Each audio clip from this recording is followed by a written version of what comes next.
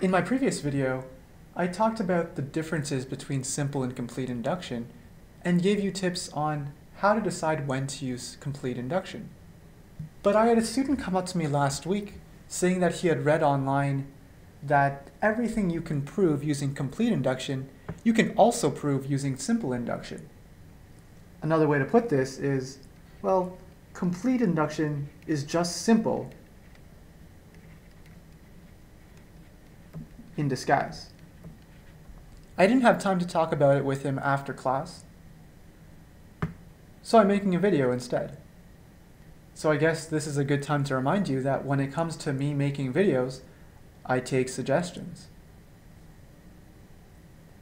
I should warn you before I discuss this further that this is an enrichment topic.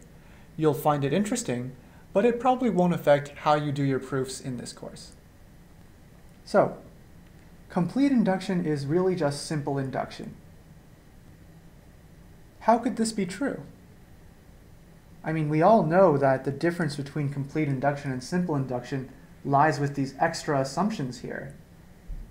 We can't just get rid of them and call it a simple induction proof, because our induction step might need these extra assumptions. So to see why complete induction really is just simple induction, we need to use a little bit of a trick. And this idea is one that you've seen before in calculus. It's a change of variables. Given a complete induction proof that looks like this, we're going to construct an equivalent simple induction proof, which doesn't prove P, it proves P prime, which we define as follows. For all m less than or equal to n, P of n,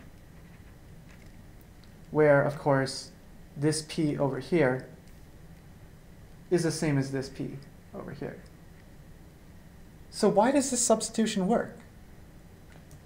Well, consider a simple induction proof for all natural numbers n, P prime of n. What would such a proof look like? Well, we know the template by now. First, we would prove P prime of 0. But notice that here, P prime of 0 says for all m less than or equal to 0, P of m. And there's only one natural number less than or equal to 0, and that's 0 itself. So this is the same as proving P of 0. That is, this base case over here is the same as this base case in our complete induction proof. What about the induction step here? Well, we assume P prime of k, and then of course we want to prove P prime of k plus 1. And now here's where the magic happens. This P prime of k, it says that for all m less than or equal to k, P of m. But this is really the same thing as P of 0 and P of 1 and all the way up to P of k. Oops, I ran out of space there.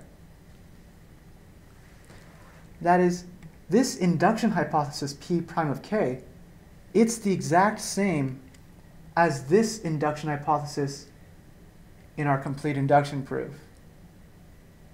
That's what the change of variable gives us. And finally, to prove P of prime of k plus 1, well, first let's write down what P prime of k plus 1 actually is. It says for all m less than or equal to k plus 1, P of m. Another way to write that is P of 0 and P of 1, and all the way up to P of k, and then P of k plus 1. And note that our induction hypothesis in this case is really nice, because we've assumed that these are all true, and the only thing to prove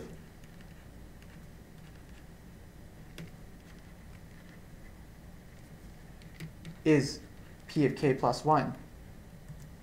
That is, our proof goal for the induction step here is exactly the same as the old one for complete induction.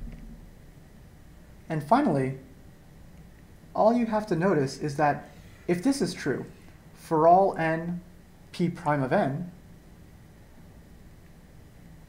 then this must be true as well for all n p of n.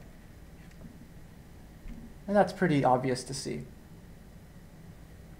So to recap, what we've seen in this video is how to take a complete induction proof, apply this change of variable or change of predicate, and then construct an equivalent simple induction proof where our induction hypothesis over here, p prime of k, well, that plays the role of the full induction hypothesis in our complete induction proof.